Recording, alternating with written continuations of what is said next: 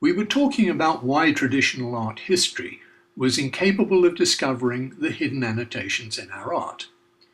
And I argued that this was because they were the priests of a temple dedicated to the superficial meaning of the art, and that they advertised what the patron of the art thought they were buying.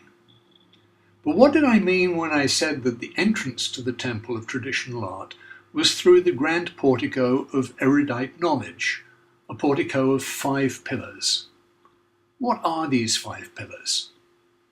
Well, let's take each one in turn over the next few videos, giving clear examples. The first is what may be termed notarialism. This is a naive reliance not only on the works of notaries, but on old written records in general, ignoring the many reasons why they may be wrong. To take an example, Masaccio was an early Renaissance artist, said to have been the best of his generation because he was able to create lifelike figures and poses with a great sense of three-dimensionality. He painted some important frescoes in Florence before, we are told, dying in 1428 at the age of only 26. But on what basis exactly is it said that he died? There is only one piece of evidence.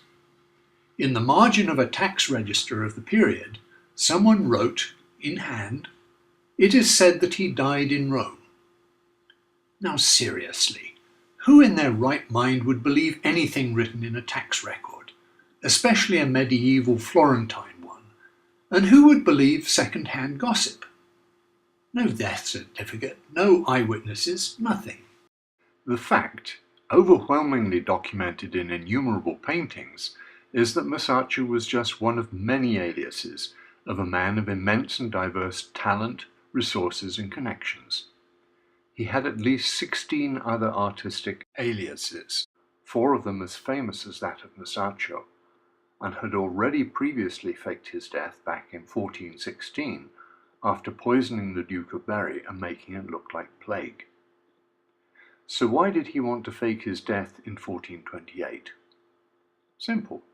His father died in 1427, thereby making him leader of the family, capo of the clan, and a prime target for assassination.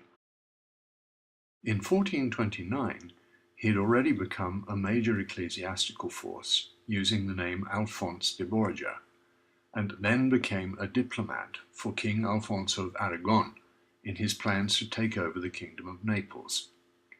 As part of the plan, he infiltrated the court of the incumbent King René d'Anjou, using the name Arano Cibo, and having become viceroy of the city, facilitated the city's fall in 1442, and a grateful King Alfonso promptly reappointed him to his former post. And then, in 1455, with considerable assistance from family, once more as Borgia, he became Pope Calixtus III, dying of poison only in 1458, 30 years after the experts would have us believe he had died in Rome.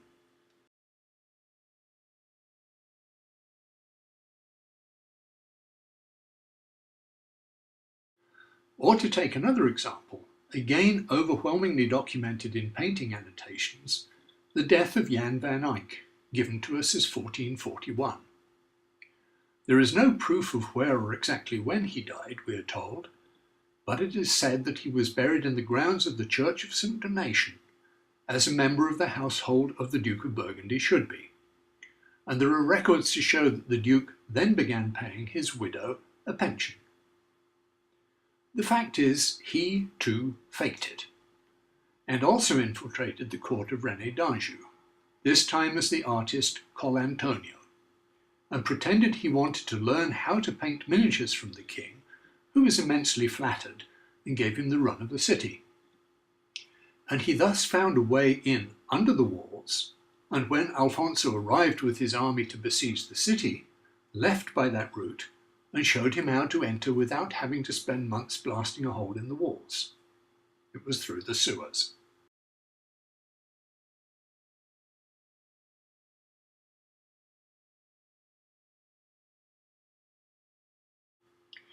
Jan is shown as an old man, lovingly painted by his son in the 1470s.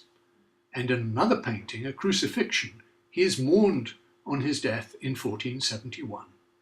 He too lived 30 years longer than notarial experts would have us believe.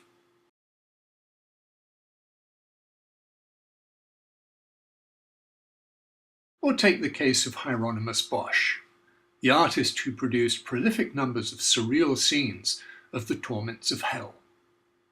Based on one note in the records of the Brotherhood of Our Lady, which said a funeral mass was held for him, we are told he died in 1516 at the age of 70. Alas for that theory, though. He lamented the death of someone in his family, who he depicted as Christ on his way to his crucifixion, and clearly identified himself in the crowd, dating it 1525 and showing us what he looked like at the age of 79. And as if that weren't enough embarrassment, he also drew a large portrait of himself at the age of 85 and dated it 1531, the year he really died. In short, artists used aliases, and when one needed to get the world off one's tail, one faked one's death, and that alias was no more.